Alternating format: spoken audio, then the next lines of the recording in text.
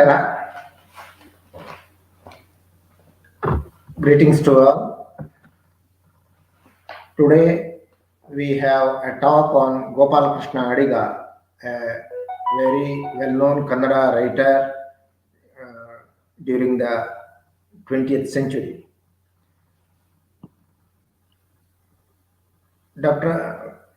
We have with us today Sri Mahendra M. from Central University of Karnataka, Kalaburgi. Currently, he teaches English as he is an assistant professor in the Department of English, Central University of Karnataka, Kalaburgi. He was also in the field of journalism. He had worked for dailies and he has the experience of being an English language trainer also. He was a resource person and he presented papers in several international and national conferences and seminars during the last 10-15 years. He has chaired many sessions in the national and international seminars and conferences.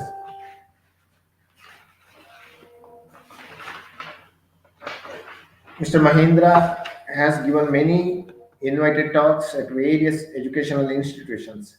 He has published research articles in reputed journals, and his articles are included in the collections of research articles. He's also a good translator.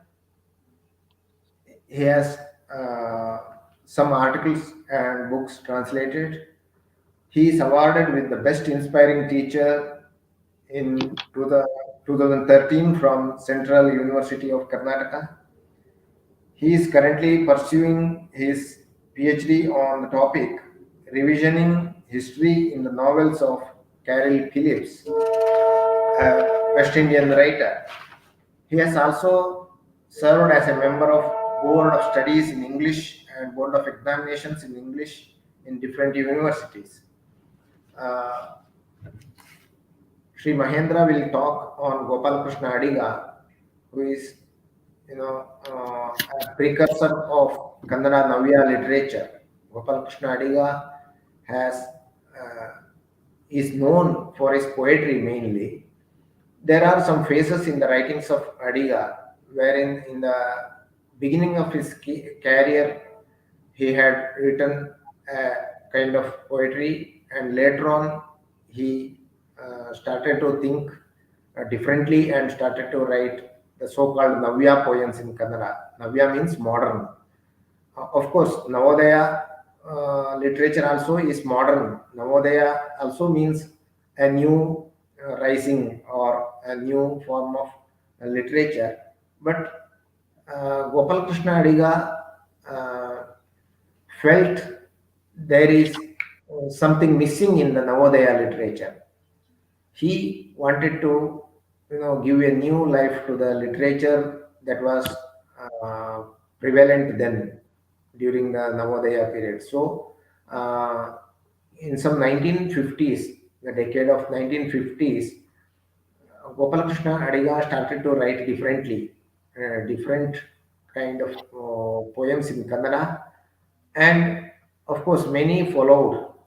There are many poets who wrote like, who tried to emulate Gopal Krishna Adiga in their writings. And of course, there were Navya novels, Navya stories, and all. But Gopal Krishna Adiga also wrote novel, but he is mainly a poet. So I think Mahendra will give justice to the topic, and I may not be able to give justice if I go on talking like this. That's why I invite Mr. Mahendra to talk on Gopal Krishna Adiga's literature and Adiga's contribution to Kannada literature. I welcome Mahendra. Mahendra, please. Okay. Thank you very much, sir, for that wonderful introduction. Good evening, one and all. Firstly, I would like to express my sincere thanks to Kuempu Bhasha Bharati Pradhikara, who has invited me for Kannada literature for non-Kannadigas talk on Gopala Krishna Adiga. Firstly, I express my reverence to President of Kuvempu Bhasha Bharati Pradhikara, Dr. Girish Bhatt sir, and Registrar Ishwar Kemirji for having invited me for this particular lecture. So I was asked to speak on Gopalakrishna Adiga, who is one of the finest modernist poet in Kannada literature. Before I start my presentation on Gopalakrishna Adiga, I just wanted to start this particular presentation with an important poem which he published with the title Prayer. In Kannada, it is called Prarthane. And I just wanted to start that particular poem because the way he wrote the poems in the romantic tradition in the initial phase did not remain the same in the later days. So I just wanted to sort of invoke with the prayer of a different sort by Gopalakrishna Adiga. And M. Gopalakrishna Adiga writes in his poem Prayer, I quote, "Teach us not to bend and to bend, to let the flame dig against the cheek of dawn, and to stay in patience, wavering with the wind. Teach the neighing pride of the wild horse never to become a hackneyed colt. Give it the habit of bearing upon its back the airy thighs of immense world." So this is one of the finest poems that M. Gopalakrishna Adiga has ever composed. There was a reason behind quoting this particular poem, and that was to invoke the sort of prayer that he is trying to write here is is giving a sort of power or the sort of hope and spirit to the human beings, and therefore I just wanted to quote this poem. And before I move on to his biography, I just wanted to speak, or I have collected few articles from Central Sahitya Academy's Indian literature, wherein we have prominent writers writing in Kannada who have expressed their opinion about Magari, Gopalakrishna Adiga. The critics and the finest scholars like Ramachandra Deva, Giriddi Govindaraj, H.S. Shiv Prakash, Ramachandra Sharma, they have written very eloquently about Gopalakrishna Adiga in Sahitya Academy's journal Indian Literature, which we cannot escape without reading them. Anything that is written in Indian literature, anything published on any of the regional poets in Indian literature carries a heavy weight. And I would like to quote a few of the critics who have written about Gopalakrishna Adiga before I get into the biography of Gopalakrishna Adiga. And firstly, you have an important important article by Ramachandra Deva titled Kannada Literature, and it is published in Indian Literature.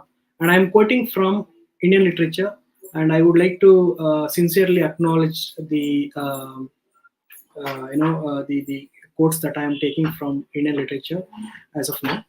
And there we have Ramachandra Deva who writes, I quote, "Gopalakrishna Adiga, probably the greatest living poet in India now. It was written long ago. Okay. Now, has published his collection of poems, Idanno Bayasirilla. It means in English, This I Didn't Desire, in 1975, and his collected poems in 1976. After the publication of his Chande Maddale, The Drums, in 1954, which shook the literary atmosphere at that time, his main attempt in poetry had been to examine the condition of post-independent India and the Indians in the context of their social, political, and metaphysical problems. The very attempt has made him bring very diverse elements into one homogeneous unit. This could be seen in his comparatively recent poems also. His Dehali title, in English, in Delhi, which is full of significantly arranged details about Delhi, its heat and dust, its storms and politicians, its temples and mosques, its past and present, is a powerful exploration into the political, social, and metaphysical conditions of the man and his environment.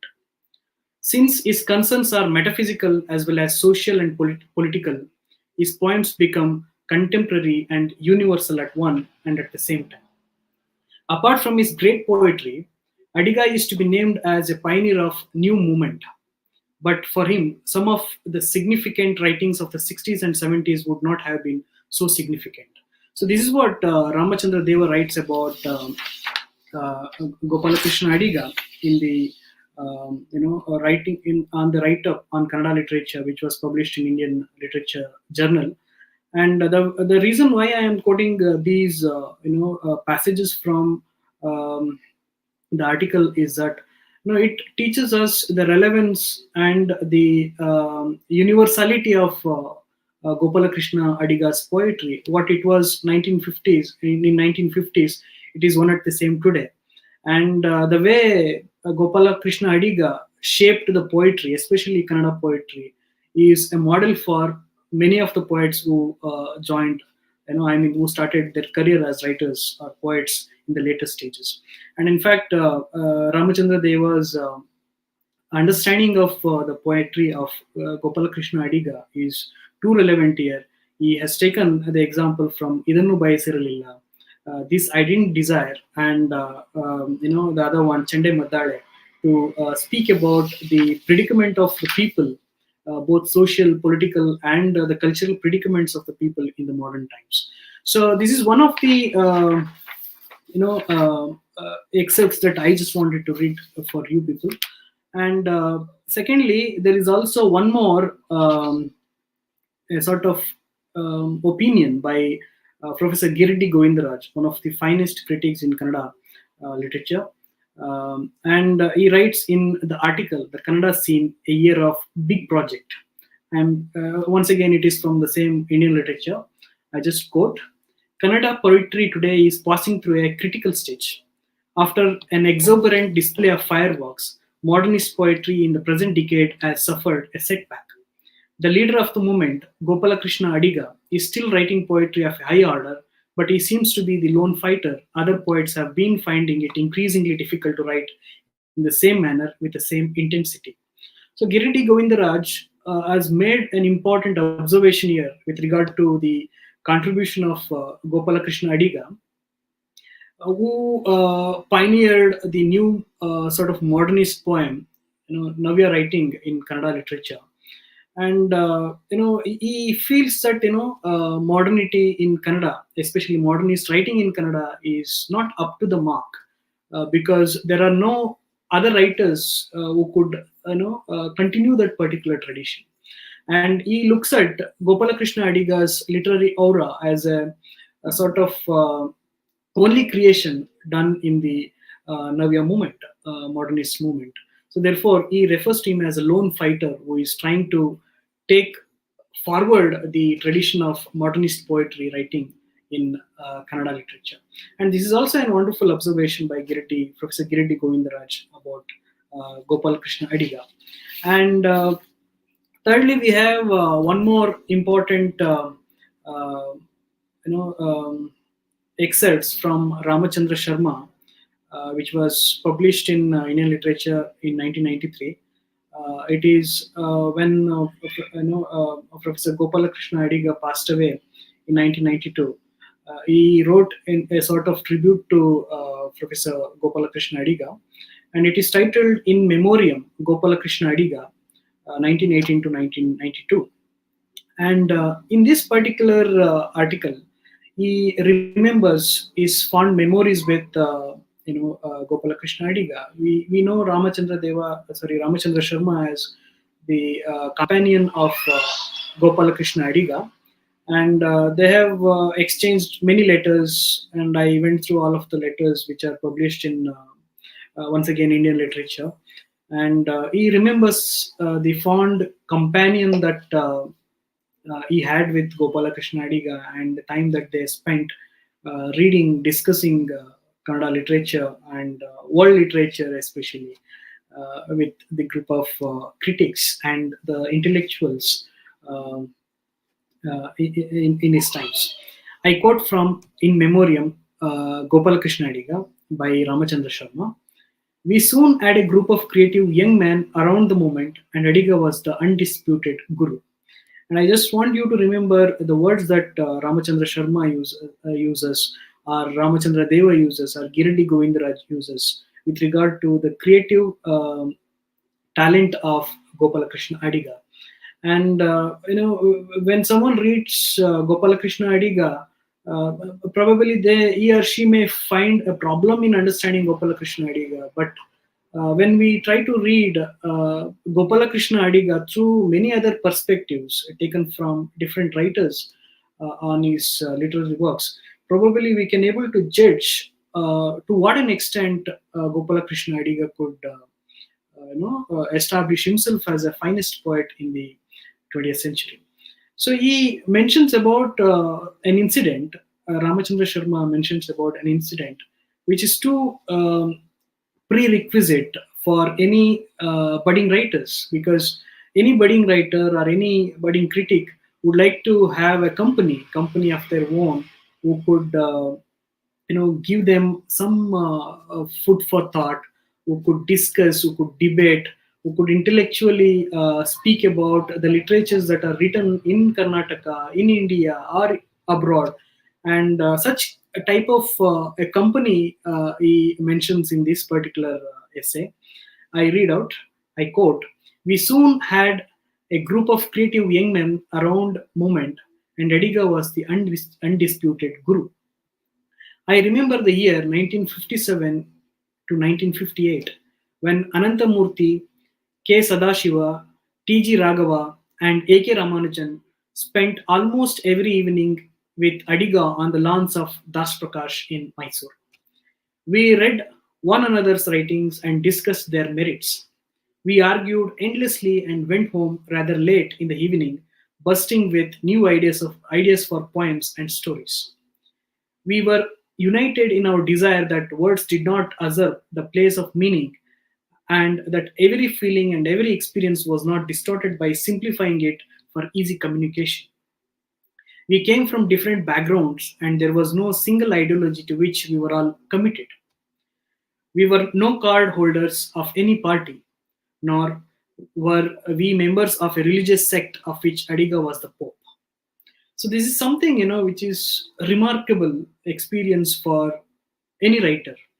So having a company of their own, an intellectual company of their own, not to discuss irrelevant or useless things, but to discuss and to debate about the merits of their works, or the demerits of their works. So such company is highly appreciated here. And you have the company of Adiga, K. Sadashiva, your Anantamurthy, T.G. Raghava, A.K. Ramanujan, or even, of course, Ramachandra Sharma discussing, debating about their literary works, their literary creations, and going back full of ideas to write new poems and stories. So what an atmosphere. So I think, as Ramachandra Sharma has said, of course, Gopalakrishna Adiga was one of the finest teachers that the literature students could have, and having read too many things in his life, from a 13th year to whatever, till the period he was alive, till 1992, whatever he was read, it was discussed, and obviously that is shared. And such a nice company would always give us the strength to write, strength to debate, strength to create something afresh. So such a company he mentions in the essay In Memoriam of Gopal Krishna Adiga, 1918 to 1992. And there is also one more writer, one of the finest writers and the playwrights, poets of the modern period, H.S. Shivprakash, who has also written about Gopala Krishna Adiga. And in his article Modernism and After, some reflections on contemporary Kannada poetry, which was also published in Indian Literature, he speaks about Gopala Krishna Adiga, and he says he was speaking about the modernist malady, for which most of the poets fall prey.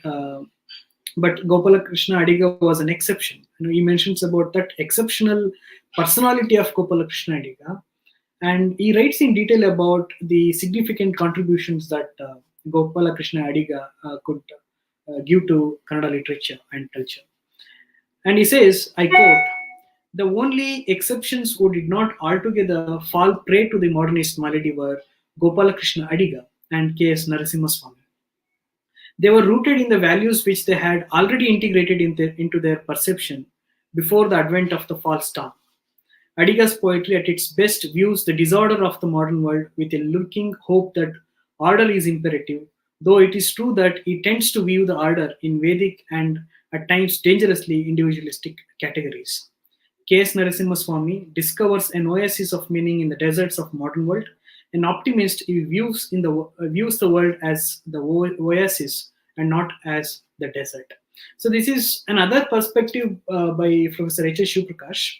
Um, and of course, most of the modernist poets that we have read from the West, or from Kannada literature, they have their own points to make, or points to put across.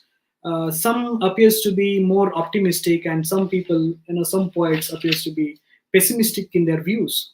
And it all depends how we perceive our world. And Gopalakrishna Adiga's experiences were different, and he wanted to present the world from a different point of view altogether. Probably for H.S. Shivprakash, um, he might have appeared, different, and it is possible because we can at times reading T.S. Eliot, we also feel that their poem to an extent is pessimistic in their approach towards the modern world. So poetry is something which we cannot predict. As the poet imagines, as the poet experiences the world, metaphysically, politically, socially, culturally, he has to he has to write about it. And at times, poets turns out to be optimistic or pessimistic. It depends on how we read and comprehend different writers. So these are some of the writings on Gopala Krishna Adiga's poetry. But the difficulty is that though we know Gopala Krishna Adiga as one of the finest writers in Kannada, nothing much is written in English so far. Only in excerpts we get, and that too while writing about Kannada literature, or while writing about a particular period in Kannada, poetry, they make a reference to Gopala Krishna Adiga. And it's also true with the case of many other poets. I don't know the problem with translations, because not too many things are translated. It has to be translated to read, to reach the wider audience in India as well as abroad. But nothing much is available. As far as my search went in different databases, it was only limited to some 7 to 6 articles which are found exclusively in Indian literature, but not many things published in different databases altogether. And there should be an attempt for the Kannada translators to translate the works of Gopala Krishna Adiga or any other poets to English, to make it available to different audience, especially non-Kannadigas. Then only the intentions of holding such, this kind of talks would materialize. And on the other hand, you have many other, one more article by Ananda Shankar Ray is published, wherein it was a part of a symposium which Gopala Krishna Adiga also participated. It is related to what is a good poem. 17 leading poets answer the question. That excerpts also I have with me. I just wanted to read it sometime later, because after listening to what Gopala Krishna Adiga is and was, and what was his poetic creation in the romantic phase, or in the Navya phase, or in the third phase also, which was the repetition of the first 2 phases, as Professor Rama Nayak has said. I just wanted to read his opinion about poetry, for which I have taken the printout of this particular excerpts also, which was also published in Sahitya Academic Journal, Indian Literature. So, with these ideas from different prominent critics like Ramachandra Sharma, Ramachandra Deva, Giriddi Govindaraj, and H.S. Shiv Prakash, I begin to speak about Gopalakrishna Adiga.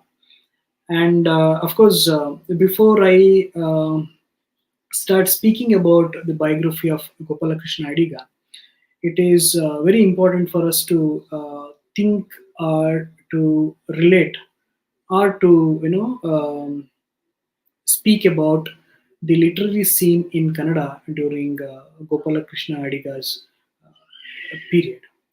So when we speak of Navya, obviously it is the 20th century, and the early 20th century saw the rise of Swadeshi movement, leading to many socio-cultural changes all over India.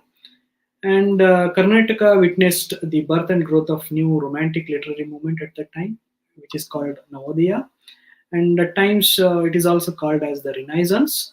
So I'm not going to comment about whether Navodaya is a Renaissance or a romantic literary movement at this juncture. And it was this particular time that innovative writers like B.M. Shrikantaya, T.N. Shrikantaya, Hattiyangadi Narayan Rao, K.V. Puttappa, Dara Bendre, P.T. Narasimhachar, Gopalakrishna Adiga, and K.S. Narasimha Swamy started their innovative practices in poetic creation. And it was so deeply rooted in Indian tradition, and it was inspired by modern Western literature.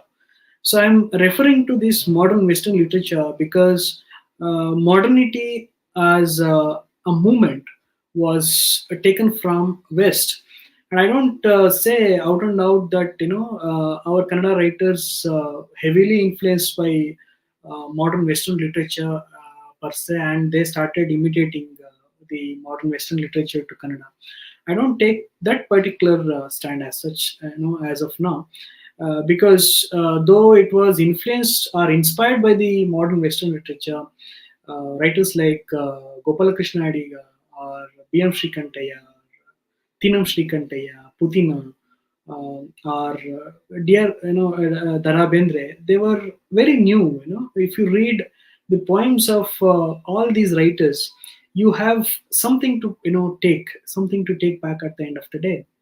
It's not that you just read and they sound like T.S. Eliot or Ezra Pound or W. Yeats. It's not like that. There is something new, there is something innovative in their writings. So which is what is very important for us. So though they are inspired by the Western modernist, modern Western literature or modern Western movement, their writings were so different, their writings were unique.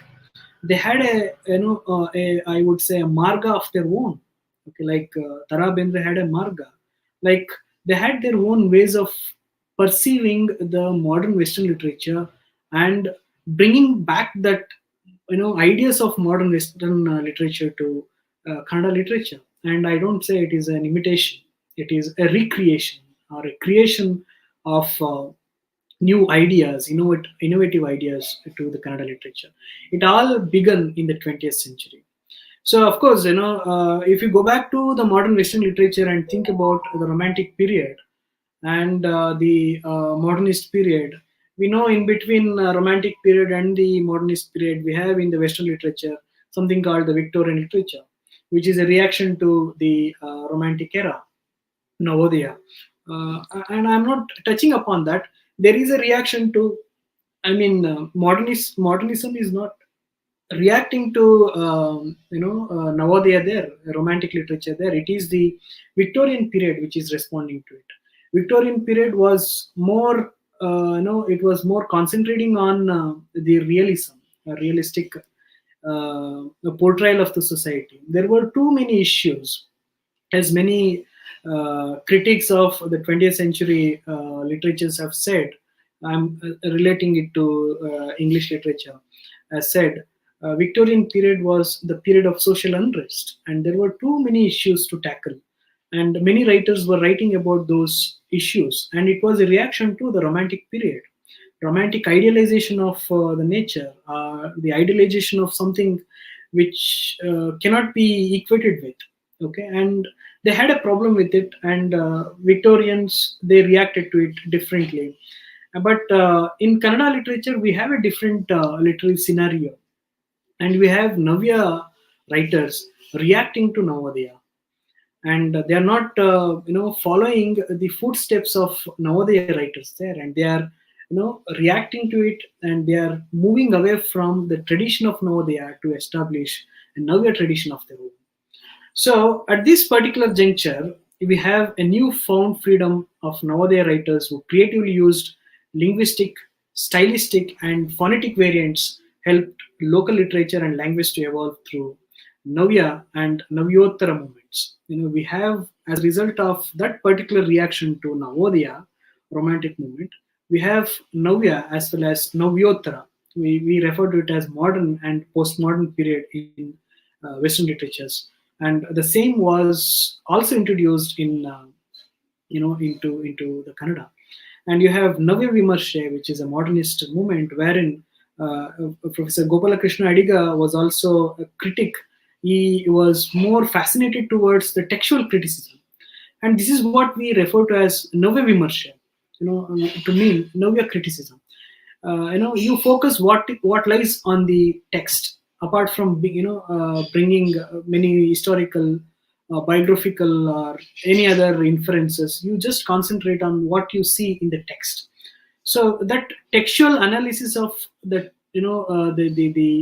text was given importance during the 20th century, and Professor Gopalakrishna Adiga was also part of this Navya Vimarshe, Navya criticism, and he applied for his analysis, because I was reading some materials there. I found Gopalakrishna Adiga also referring to Navya Vimarshe, wherein he concentrates on Kruti Kendrita Vimarshe, to mean textual criticism.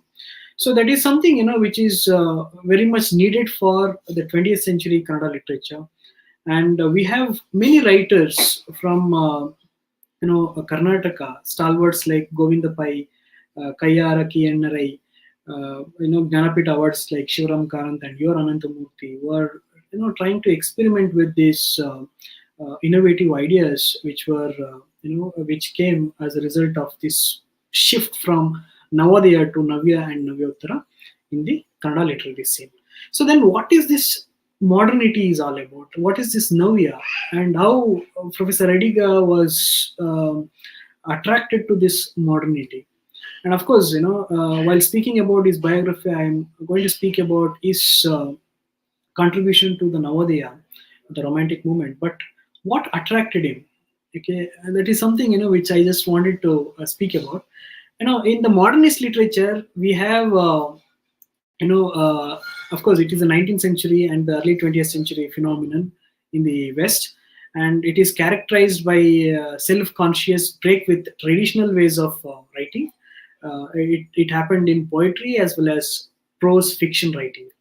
So whatever that was written previously as a particular sort of genre, for example, poetry was written in poetic language, but in the Navya period, it changed drastically. Poetry is no longer written as in the poetic language. The language, the poetry, the language of the poetry drastically changed in the 20th century.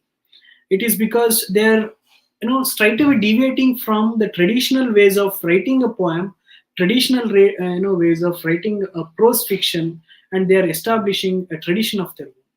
So this is characterized by absurdism, non-linear narratives, and the stream of consciousness, which were very popular in the 20th century Western literature, and they were picked up by the writers like Gopalakrishna Adiga, or many other writers who started their career in who started their poetic creation during the Navya and Navyottara period.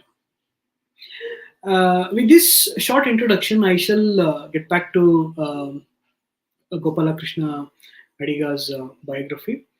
And when Gopalakrishna Adiga's Imagiriya Kandara was published with many other poems with the same style and structure, many doubted, especially the critics doubted about it. Because as I said earlier, there is a sudden shift from Navodaya to Navya. So it happened also with Wordsworth. Wordsworth had to write a preface to his lyrical ballads because suddenly he deviated from earlier style of writing to a traditional style of writing to a romantic poetry, which confused the scholars in Cambridge and Oxford, and therefore he had to write an advertisement for it and one preface to the lyrical ballads to explain what experiment he is doing with lyrical ballads. The same thing happened with Professor Gopalakrishna Adiga. When Imagiriya Kandara was published, and many critics objected it because they had doubt, if this anyway become a poem, Imagiriya Kandara, if this anyway become a poem, was the question that these critics raised. And there was also ongoing debate as to what to treat as a poem, looking at the poems of Adiga, because there is a sudden shift in the writings of Adiga during this particular phase. Fortunately, this type of poems are considered as a modernist poem, and therefore Gopalakrishna Adiga is considered as a precursor of modernist poetry in Kannada literature. Like Adiga, other poets who introduced modernist poems to Kannada is another famous poet, Vikru Gokak, Vinaya Krishna Gokak. So these are the two important poets who started modernist Kannada poetry in Kannada. So therefore, all the credits of introducing modernist poetry to Kannada literature is always goes to undisputed guru, Professor Gopalakrishna Adiga. And probably he was one of such voracious readers who had uh, read Western literature by then. And his idea of bringing a new wave of poetry itself is an example for his voracious reading habit. So Adiga wrote many poems in the beginning in the Navodaya style, which is romantic tradition. And Mohana Murali is an example, important example of that particular um, style. And Yava Mohana Murali is a very famous poem, of course, which is also adapted in America, a famous movie, and a very famous song. And it was written during that poetic, romantic poetic tradition. And on the other hand, speaking about his childhood, Professor Gopalakrishna Adiga was born in Mogeri, which is in Kundapura Taluk and in Dakshina Kannada district on 18th February 1918. And his father was very fluent in writing patriotic songs in Sanskrit as well as Kannada. It is said that it had a huge impact on young Adiga and influenced him to write a poem in the younger days itself. Though he was from a very Brahminical family, the entire family depended on agriculture. The entire family members, including the children, engaged in agricultural activities. Gopalakrishna Adiga too attended to all this work with more enthusiasm, and therefore he grew up in the midst of nature. So Dakshina Kannada is also a land of Yakshagana, and famous novelist and senior writer Shivarama Karanta was also one of the finest Yakshagana artists, and he also hails from the same region. And I'm referring to all this because you can see the impact of the nature which is surrounded by the Western Ghats and the West Sea. And on the other hand, the Yakshagana had a huge impact on Professor Gopalakrishna Adiga. And we need to keep in mind the impact of the art, culture, and the nature on young Gopalakrishna Adiga in his younger days. So, on the other hand, we have, as Adiga himself was also had a lot of interest in Yakshagana and the tradition of Bayalata. I quote from his work. ಈ ಬಯಲಾಟಗಳು ಹಳ್ಳಿಯ ಜನರ ಮುಂದೆ ಹೊಸತೊಂದು ವಿಸ್ಮಯಕರವೂ ವಿಲಕ್ಷಣವೂ ಆದ, ಆದರೆ ನಮ್ಮ ಲೋಕಕ್ಕೆ ತಕ್ಕ ಪ್ರತಿಬಿಂಬವೂ ಆಗುವ ಲೋಕಾಂತರಗಳನ್ನು ತೆರೆದು ತೋರುತ್ತಿದ್ದವು. ಬಯಲಾಟದ ಚಂಡಮೆದ್ದಾಳಗಳು ನಾದ ಗಾಳಿಯಲ್ಲಿ ಅಲೆಯಾಗಿ ತೇಲಿ ಬಂದು ಮಲಗಿದ್ದವರನ್ನು ಬಡಿದೆಬ್ಬಿಸುತ್ತಿದ್ದರು. he had a sort of fascination towards Bailata and Yakshagana. The sound of Chenda Muddale, Muddale, it means drums and cymbals, and the Yakshagana always fascinated the villagers there. And he writes, I have translated roughly to English as well. The Bailatas brought the people of the villages a new miracle, unusual but relevant metaphor of life to our world. The sound of the cymbals, that is the chende, and drums traveled melodiously in the fresh breeze like the wave world, make the sleeping villagers to wake up. So this is a rough translation of it. It speaks about the fascination and the attraction that he had towards Bailata and Yakshagana. And Adiga never left any of the Yakshagana performances that happened in and around the villages. He, along with neighboring house kids, would narrate and take part in the Tale Muddale. He would take any prasanga from any event and he would perform along with the neighboring kids of the village. And he himself writes, once when I was studying in the high school at Kundapura, me and my friends played a prasanga from Ebbar's Vishwamitra Pratapa as Bayalata with scenery which are created by themselves in a marriage in the village. So look at the interest that he has towards Yakshagana or Bayalata or any prasanga for that matter. So he was more into this sort of cultural practice, artistic creation. He may not have a ready scenery or a very artistic scenery that professionals have, but he could create a world of his own. He could perform, he could narrate, he could have a sort of fun experimenting with different prasangas taken from different places. And Gopalakrishna Adiga's childhood is spent in the beautiful landscape of Western Ghats and West Sea. Adiga did his middle schooling in Bainduru. He developed the reading habit here. He read most of the poems by Panjay Mangeshwarai, prescribed in the textbooks then. He was taught Sanskrit in the house. During the primary schooling itself, he had read Dara Bendre's poems. Adiga's family was also well versed in composing poems. I was told, his maternal aunt Puttaka read some parts of poetic compositions from Vyasa's Bharata, Torove Ramayana, Jaimini Bharata every night before he went to bed. His father, grandmother, aunt, uncle, and grandpa, everybody composed poems in the family.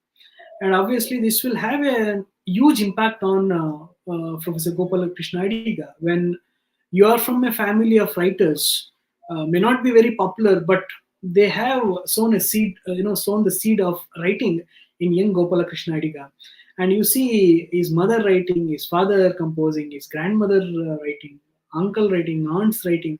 I mean, obviously, it will have a huge impact. When you're from the a family of poetic creators, you will have that particular zine in creating or in writing poems. And obviously, he had such a good background. Of course, the entire family was in poverty, but there is no poverty for the expression of this artistic work, or there is no poverty for the culture. They are very rich in the culture and the artistic expression. You can make out through the kind of life that he led. They are from agricultural family. They are fond of Yakshagana. They are fond of Bayalata. They are fond of reading, poetic compositions of the great classical masters. They are fond of writing poems. That itself speaks high about the family of Professor Gopalakrishna Adiga and the kind of initial nurturing which he was given to become whatever he is today. And growing up in such an environment, Adiga started writing poems at the age of 30 in Kannada. He used Bhamini Shatpadi and Vardaka Shatpadi styles to compose the poem. And Shatpadi, of course, it is related to a style, especially with the metaphor. I couldn't find an exact translation of this Bamini Shatpidi or Vardaka Shatpidi in English. Maybe he was very fluent in using these Shatpadis in the composition of his poems. After the completion of the middle schooling, he joined high school in Kundapura. Though he was a student in Sanskrit, he read much of the new poems published in Kannada in the monthlies like Swadharma, Jai Karnataka, and Subodha. So he was very voracious reader, as I said earlier. Apart from reading Sanskrit, he was also interested in reading Kannada writings which are published in monthlies like Swadharma, Jai Karnataka, and Subodha. And probably it also had a sort of impact on his poetic creation. And in fact, people might ask, I have seen many of my non-literature students and friends asking, what do you find in literature? Literature gives us happiness. Like that, Adiga also found happiness in the poems. For him, poem is everything. Poems are everything for him. His reading of Kadegundla, Shankara Bhatta's Nalme, and Murthy's short stories paved way for him to think afresh. After the matriculation, it was really difficult for Adiga to continue the education.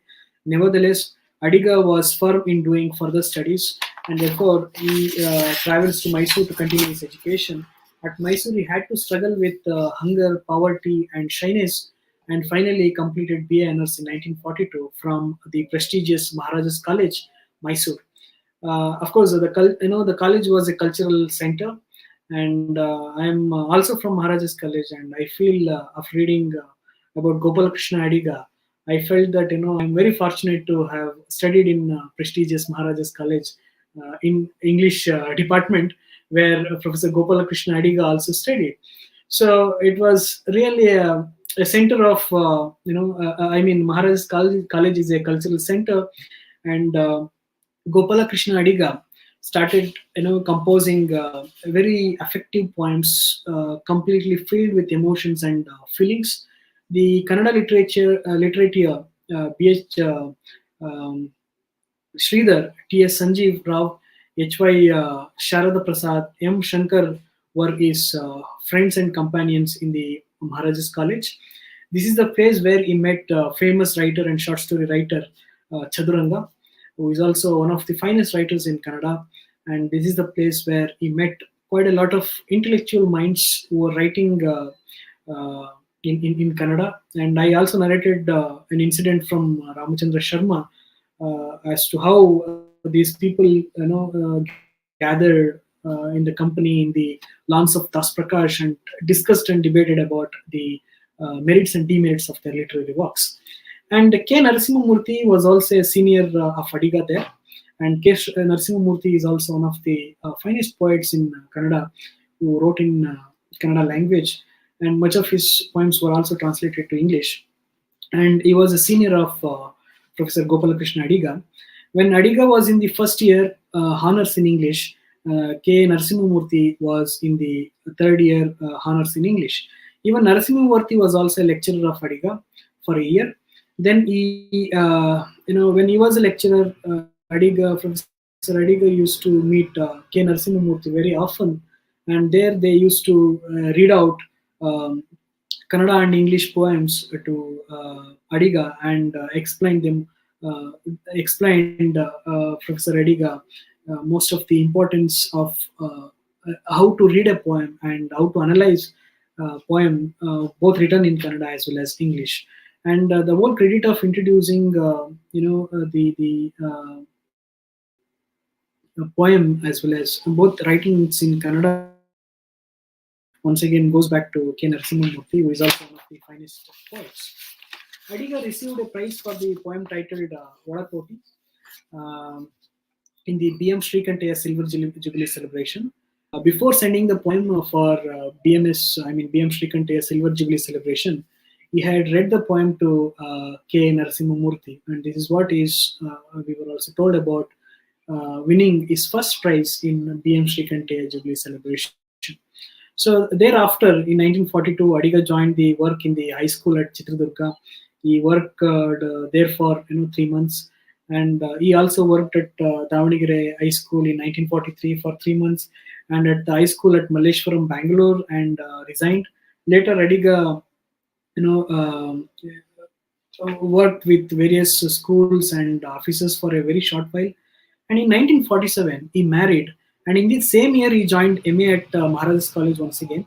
And he could not complete MA in English for various other reasons. But he started, his career once again after, from 1947 to 1952. He worked worked as a lecturer at Sharada Vilas College, Mysore, and in 1952 he completed MA in English. This is something that is related to his education as well as career. And once again, from 1952 to 1954, he worked as a professor at Canara College of Kumta. And 1954 to 1964, he worked at St. Philomena's College at Mysore. And 1964, he worked at Lal Bahadur College as professor and principal for a very short while. And apart from that, he also worked for reputed institutes like National Book Trust as the director, which is located in New Delhi. And in 1971, he contested the Lok Sabha election as the candidate of Janasangha Party. And in 1974, he started giving invited lectures to the universities situated in America. And later, after taking up the work as a research fellow at Indian Institute of Advanced Studies at Shimla, he returned in 1975 and settled in Bangalore. He also worked in the later phase as the editor of quarterly Sakshi. So, this particular phase is very important for him. The significant contributions that he made working as the editor of the Sakshi is highly influential. I came across many articles wherein there are several critics who have written about Gopalakrishna Adiga's contribution to Kannada literature and culture, working as the editor of Sakshi. So there he encouraged many writers to publish, and at the same time he also wrote many editorials which were of a very significance for the Kannada literature as well as language. So apart from that, Adiga, with a vast experience, brought those experiences to the poems. So this is something which is too important. Poetry is not something which is imaginatively written. Poetry is something which is recollected. As Wordsworth says, recollected in tranquility. If you want to recollect, you must have an experience. And Professor Adiga was so blessed with his experiences. He had varied experiences, and he was trying to use those experiences to compose the poems. In many occasions, he spoke on the poetry, and I have got excerpts by which he has spoken to in a symposium. What is a good poem? I would be reading at the end, but he has at this particular juncture has said something about poetry. What is poetry? Many poets from the classical times to the present have defined what is poetry according to their terms and conditions. And we have Professor Adiga, who is also speaking about poetry. What is this poetry? And for Adiga, poetry, is human, and he gives a human touch to the poetry. And I quote, "Poetry is one and the same in all parts of the world. Poetry is one and the same in all parts of the world. It touches the senses, emotions, and feelings beyond country." Poetry is something which goes beyond country. And he says, beyond country, religion, caste, languages. The emotions of happiness and sadness, death and birth, richness and poverty, health and unhealthy, they're all one and the same. The poets of other nations like Dante, Shakespeare, Wordsworth, Eliot, Yeats, how does it affect our senses even now? He questions. Therefore, poetry is a feeling that relates one man with another beyond the constructed boundaries. So this is the rough translation that I have made of Gopalakrishna Adiga, and in his opinion about the poetry. For him, poetry is human. It it links one with another human. It binds humanity. So he was one of the finest human who could relate poetry with the humanity. Now, we like Dante, we like Shakespeare, we like T.S. Eliot. What is the reason? They are from West. We have a lot of cultural differences, linguistic differences. Despite all such differences, we like T.S. Eliot. What is that, which is trying to bind us together? Is an important question which Gopalakrishna Adiga raises. So we need to rethink about the intensity of such emotions which are represented elsewhere, and how it is it has an impact on an individual living another side. For Gopalakrishna Adiga, poetry is human. Poetry is something which crosses all the boundaries. So Gopalakrishna Adiga initially composed earlier poems in the Romantic tradition. Later, he was attracted to modernist tradition of the West and started to compose with modernist techniques and styles. Adiga's modernist poems were not well received initially by the readers and critics. He was attacked and mocked by many for having written such poems because he was experimenting with the genre, he was experimenting with the style. So when someone experiments for the first time, this is what people say. And of course, he was not an exception to it. Though he was established himself as one of the finest poets then, emerging from this romantic tradition, suddenly when he deviated from romantic tradition and started writing about in Navya tradition, there was a problem. People did not accept him, and he was also attacked by the government for publishing a poem titled Prarthane, prayer. So at the outset of my talk, I read out a few excerpts of a stanza, I think, from the poem titled Prarthane, prayer, which was published in Prajavani, a Kannada daily in 1957. Many considered it as an unacceptable poem because people found to be sexual in nature. And then Chief Minister Nijalingappa wrote a letter to Adiga to come and discuss about that particular poem, Prarthane. Adiga wrote back to Nijalingappa, then Chief Minister of Karnataka State, and he says, I am quoting again, and these are all my own translation. And he says, poem is really religion. Poem is really religious. The words used in the poem are used to achieve the objective personality in the poem. The words are used to achieve the objective personality in the poem. It can't be sexual. If you really want to understand the meaning of the poem, kindly call Sri K. Narasimhamurthy or your Anantamurthy. They will answer to your concerns or issues. So this was a controversy which was suddenly created, and he suggests K. Nijalingappa to approach your Anantamurthy or K. Narasimhamurthy, who are sensible in understanding poetry, to know the meaning of it. So people who said it is unacceptable had to accept in the later times because Gopalakrishna Adiga paved the way for new ways of thinking in the modernist era. His styles were accepted. His experiment with the modernist writing were accepted by then readers and critics. And this controversy ended there.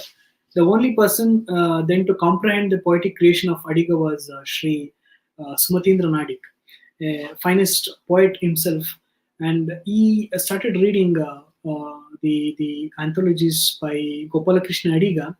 Until then, probably many had a problem with Gopalakrishna Adiga's poetry. But when Sri Sumatindra Nadik started reading the poems composed by Gopalakrishna Adiga, he opened up a new ways of thinking, new ways of reading and comprehending Gopalakrishna Adiga's poetry. and he wrote a book studying the poems of Adiga. Other literature and scholars who understood and wrote critically on Adiga were U.R. Anantamurthy, K. Narasimhamurthy, and P. Srinivasa Rao. Until then, Gopalakrishna Adiga's writings were not popularized by the Kannada readers and the critics for various other reasons. But when Sri Sumatindra Nadik started reading and writing very effective and critical writings on Gopalakrishna Adiga, it attracted many other readers also, many other critics, and probably if you look at the contribution of once again Sumatindra Nadik is too significant. He has written almost all forwards in many of the recent collections of anthologies that I have read, and you have Sri Sumatindra Nadik's contribution also along with Gopalakrishna Adiga. So Gopalakrishna Adiga tried hands on various genres like poetry, novels, essays, translations, and so on. He is also considered, he's also considered as a great poet. Adiga started writing in romantic tradition, but slowly began to write in the modernist tradition, and explored the three themes related to modern human themes. Because when we speak of modernity, we need to think about the problems that are faced by the modern human being. To understand the literary personality of Adiga, one must read the poems. The one who studies the poems of Adiga can see three important phases or stages. As H.M. Naik says, Hama Naik says, first one is romantic period, which is between 1946 to 52. Second one is modernist period between 1952 to 59. And third period is the repetition of the first two. And that is how he looks at Gopalakrishna Adiga's literary biography. And Adiga has written about literature, about education, about politics, and many other areas. His poems have a personality that reveals the contemporary era truthfully to allow reader to question, protest, and to understand the truth of the society. Speaking as the president of 51st Kannada Sahitya Sammelana of 1978, Adiga said, I quote, any human, the system, or any human or the system that is man-made can never be complete. The transformation towards completeness is the soul-filled humanity. So soul can't be expressed in speech, not even in literature. One must not forget that such is achieved only by the same complete text. Adiga was always, interested in reading or understanding that completeness, which is very relevant for his poem. And as the time is just moving fast, I just wanted to bring to your attention some more a few important things that he had contributed. He brought in reaction to the poetry and textual analysis to the criticism, modern ways of understanding a text. He is the person who just looked at that particular textual analysis which is present in the new criticism. He believed that the poet cannot survive excluding the word. He therefore introduced terminology called mannina vasane, the smell of the soil, in his introductory note on the anthology Nadedu Bandadari, which is titled as The Trodden Path. And Adiga later in the modernist poet introduced new Chandoropa. It is called a new type of metaphor in the language. As a poet, he introduced the Chandarupa in the modernist, the Navya period. And he believed that the poet should concentrate on reality, as nothing can be expressed if the language doesn't change time to time. He was something, he was somebody who was interested in, interested in writing about the language. If the language doesn't change, nothing is going to happen according to him. Therefore, he says poets should understand the reality and write about the reality. If the language is not changing, it is the duty of the poet to write about the reality. The pioneer poets of Kannada wrote analytic forward to many of the anthologies of Gopalakrishna Adiga. For example, for Bhavataranga, Dr. Dara Bendre wrote a foreword. For Kattuveva Navu, it was Puti Narasimhachar who wrote an important foreword. K. Narasimhamurthy wrote foreword for Chande Muddale. For Bhumi Gita, it was your Anantamurthy who wrote the foreword. And he referred to it as a living poetry. Bhumi Gita, your Anantamurthy considered it as a living poetry for some reasons. And while analyzing the Bhumi Gita, he said it is going to be a living poetry. And of course, it is true. This Bhumi Gita is a living poetry. And Chintamaniyalli Kandamukha, the face seen at Chintamani, for which N.S. Lakshmi Narayana Bhatta wrote forward along with Kiram Nagaraj. And in 1987, Adiga's Samagra Kavya was published by IBH publication. So these are some of the literary contributions that he made. And I take another 5 to 10 minutes to wind up my talk. And I just wanted to speak about the importance of these literary works that I mentioned just now. Bhavataranga was published in 1946. It is titled, in English as Ripple of Emotions. Kattuvevu Navu is in 1948. It can be translated as We Shall Build. Nadedu Banda Dari was published in 1952. It is in the English translation. It is called The Trodden Path.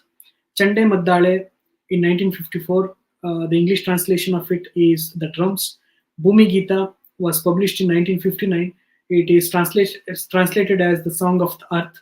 Vardhamana in 1972. The translation could be The Evolving One. Idannu Bayasirlilla was published in 1975. It is roughly translated as I had not desired this. Moolaka Mahashayaru in 1980. It is titled as, the English translated as The Middleman. Battalarada Gange in 1983, translated as The Ganga That Doesn't Dry. Chintamaniyalli Kandamukha, published in 1987. It is translated as The Face Seen at Chintamani. These are some of the anthologies published by Gopalakrishna Adiga, and I shall speak about the importance of each of these work in another 5 to 10 minutes and wind it up. He wrote Bhavataranga, A Ripple of Emotions in 1946, but very soon the rebellious poet veered towards progressive movement as he worried about building new nation in Kattuvevu Navu. That is We Shall Build in 1948.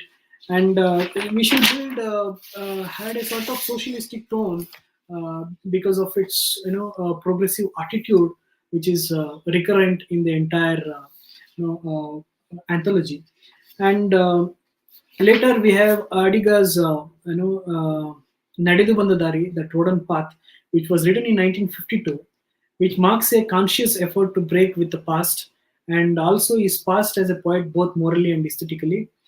As the name itself suggests, The Trodden Path rejects extravagant romantic idealism which was present in his poetry until then. And the introduction itself reads like a manifesto to a new poetry, as Adiga calls for new realism and new poetic idiom. And with this, The Trodden Path, Nadedu Banda Dari, he moves away from the romantic tradition to one more tradition called the Navya tradition, and he starts inventing new realism and poetic diction to the Kannada literature. And in Chande Maddale, which is translated as The Drums, written in 1954, he reverberates with T.S. Eliot's mythical context to reveal contemporary anxiety, modern alienation, also which is also echoed in his fiction Anate, poetic collection of Bhumi Gita, and books of essays Mannina Vasane. They are translated as Orphan, The Songs of the Earth, and The Fragrance of the Soil. There also you see the same predicament of the modern human being, being continued in the same line of thought which was introduced by T.S. Eliot. And you have the same recurring themes like anxiety, alienation, and the disillusionment which is being introduced to Kannada literature for the first time. And it was probably Professor Gopalakrishna Adiga who introduced the terminologies like anxiety, modern alienation, disillusionment to Kannada literature for the first time. And the Mannina Vasane, the fragrance of soil, Bhumi Gita, the songs of earth, and even in Chandamale, the drums, and Anate, orphan. They are kind of literatures which speaks about the modernist problems, the problem of modern human being in the literatures. And Adiga once again returned to his earlier preoccupations in his third phase. As I said, it is the repetition of the first two phases, both the Romantic era and the modernist era, Navodaya and Navya.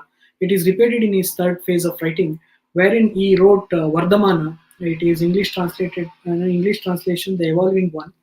And ಇದನ್ನು ಬಯಸಿರಲಿಲ್ಲ, had not I hadn't desired this, ಮೂಲಕ ಮಹಾಶಯಗಳು, the middleman, ಬತ್ತಲಾರದ Gange, the Ganga that doesn't dry, and Chintamaniyalli Kandamukha, the face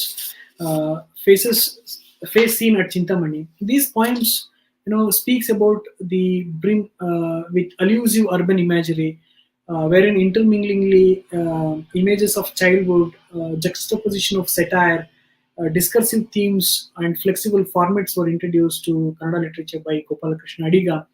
And they are also considered as one of the finest contributions of Gopalakrishna Adiga, because he's not following either the romantic model or the Navya model here. He is trying to culminate both of these models to create a new poetry of his own that happens in the third phase, wherein he wrote important works like Vardhamana, Idannu Bayasirlilla, Mulaka Mahashayagalu, or Battalaರದ Gange, Chintamaniyalli Kandamukha, and so on. So Adiga went through a pause for some times, and 13 years after the publication of Bhumi Gita in 1959. And the next poetic collection, Vardhamana, came much later, only in 1972, which fetched him much awaited Central Sahitya Academy Award. And later, a closer analysis of thematic concerns of Adiga shows his crisscrossing with the preoccupations of love, social concern, vagaries of life, uncertainty of death, God, and spiritual quests. So his idea of this God and life can be understood in one of the important poems, which is very, very popular, titled Mohana Murali. Yava Mohana Murali Kariyuta Dura Tirake Ninnanu. It is translated as, life is leaving everything we have and craving for things which you do not have. These lines from Adiga's much acclaimed Mohana Murali speaks about the tryst with life and God.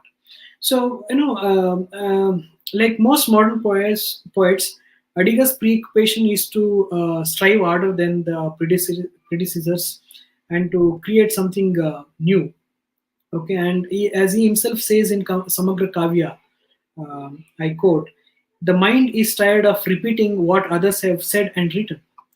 My life is veritable hell till it attains the originality of describing colorfully in my words, in my own words." So see, this is what Gopalakrishna Adiga was originally meant. He wanted to contribute something original, something genuine to the Kannada literature, and it is very aptly expressed in Samagra Kavya of Gopalakrishna Adiga. He very clearly states his mind. He says, "The mind is tired of repeating what others have said and written. I do not want to copy anybody. I do not want to imitate anybody. My life is veritable hell till it attains the originality of describing colorfully in my own words.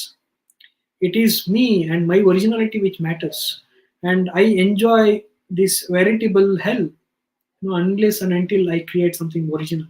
So he speaks about his creative talent in Samagra Kavya as a whole, and he appears as one of the finest poets in the Kannada literary scene, and the precursor of modern Kannada literature, who introduced some new vocabulary, new idiomatic expressions to the Kannada language and literature in the modernist period in the 19th and 20th, later part of the 19th century and early part of the 20th century.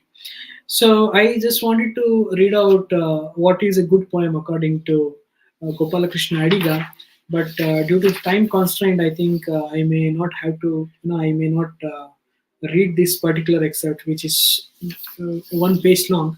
and I'm extremely sorry for that. And this particular excerpts on what is a good poem by Gopalakrishna Adiga is very much available in the website, um, of Indian literature, which is Journal of English Academy, and probably one can read that particular excerpt. If not, you can also personally contact me. I will share this with you people, because anybody who wants to be a budding poet, anybody who would like to be a critic, should read what Professor Gopalakrishna Adiga has said about poetry. We are so fond of reading Western writers and their expressive criticism on poetry, but we never make an attempt to read something which is written by our own poets, which are translated to English. And it is the need of the hour to for us to rethink and read the works of Gopalakrishna Adiga in the present context, because Professor Gopalakrishna Adiga has created a poetry which cannot be which cannot expire. The universality and the contemporaneity of Professor Gopalakrishna Adiga is such that you can relate it to the present and try to read Professor Gopalakrishna Adiga's poetry from new ways of reading, and of course that is going to be a fun. So with these few thoughts of mine on Professor Gopalakrishna Adiga, I conclude. I once again thank Kuvempu Bhasha Bharati Pradhikara for considering me for speaking on a very, very important poet of the modern period, Professor Gopalakrishna Adiga. And I feel this as my privilege to speak on such a great personality.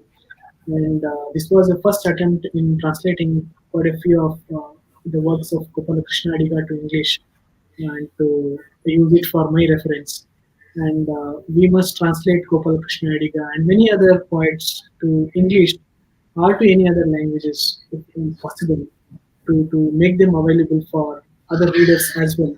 And of course, there is a difficulty in translation, but I don't think it would be too difficult for any one of us to do it. And, of course, I sincerely thank Kuvempu Bhasha Pradhikara and Dr. Kesh sir for giving me this opportunity. Thank you, one. Thank you, Professor Mahendra. Mahendra has given us nice insight about Navya literature in general and Gopalakrishna Adiga's writings in particular. There have been always the questions about the popularity of Navya literature. No doubt, Gopalakrishna Adiga is a great poet, and so also the other great writers of Navya period. But the doubt is that did Navya literature confined to, is it confined to the academic circles only? Because today there are not many Navya poems. Adiga is remembered even today for his Yava Mohana Murali Karaito Dura Tira Keninano. These rings, of course, Bendre's poems are always there. Kuvempu's poems we hear every day here and there. G.S. Shivarudrappa's poems we hear everywhere. But even in academic circles, the university departments, nowadays we don't hear much of the Navya literature. They are mostly confined to the textbooks. So, how can we make this important poetry popular? This is always a question. Of course, Gopalakrishna Adiga was not after popularity.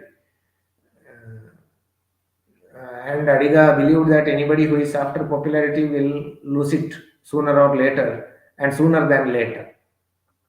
But still, we have Adiga's poetry, Adiga's volumes are available now, and I think this talk may attract some more people, especially the students of literature, towards Adiga's literature, Adiga's poetry in particular, and Navya literature in general.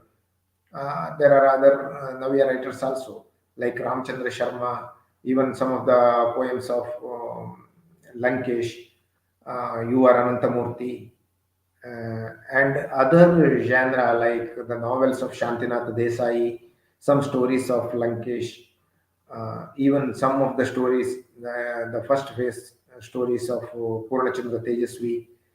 Uh, we hope that people again start reading those Navya writings. At least some of the viewers may be interested in that. That is what Kuvempu Pasha Bharati thinks. And I sincerely thank Professor Mahendra for giving us a beautiful talk. I also welcome you all for tomorrow's talk at 7 p.m. tomorrow. Dr. Krishna Manavalli will talk on Dr. Chandrasekhar Kambara's literature. As we all know, Dr. Chandrasekhar Kambara is presently the chairman of Kendra Sahitya Academy and a Jnanapita Awardee. So I welcome you all to that talk tomorrow. Please join us. And I thank all the viewers. I thank Professor Mahendra, and the members of Pradhikara, and all the viewers. See you tomorrow at the same time, 7 p.m. Namaskar.